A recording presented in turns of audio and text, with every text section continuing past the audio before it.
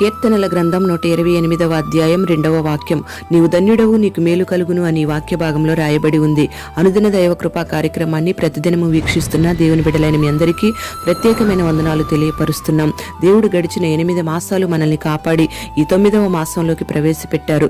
ఈ నెలంతా కూడా ఆయన కృప మీకు తోడై ఉండును గాక. ఈ నెలలో దేవుడు నీకు మేలు చేయాలని, నిన్ను ధన్యునిగా మార్చాలని కోరుకుంటూ ఉన్నాడు. ఇప్పటి వరకు కీడనే మాట నిన్ను వెంటాడుతూ వచ్చిందేమో. నీ గర్భఫల విషయంలో, నీ పంట విషయంలో, నీ ఉద్యోగ వ్యాపార రంగంలో, వివాహ ప్రయత్నంలో, చదువుల రంగంలో, గృహ విషయంలో కీడులన్నిటిలోంచి నువ్వు తప్పించబడి అపజయాలను చూడకుండా మేలు చూడాలి అంటే నువ్వు ధన్యునిగా, ధన్యురాలిగా మారాలి. ధన్యజీవిగా నువ్వు మారాలి అంటే దేవుని యందు భయభక్తులు కలిగి ఉండాలి. మనుషులకు కాక దేవునికి భయపడాలి. క్రియలతో కూడిన భక్తి జీవితాన్ని కలిగి ఉండాలి. కష్టాలు ఎదురైనా, సంతోషం ఎదురైనా ఆయన ధర్మశాస్త్రం నందు మాత్రమే నువ్వు ఆనందించాలి. అప్పుడే నువ్వు ధన్యునిగా మార్చబడతావు. ఈ నెలంతా కూడా ఆయన నీకు మేలు చేస్తాడు.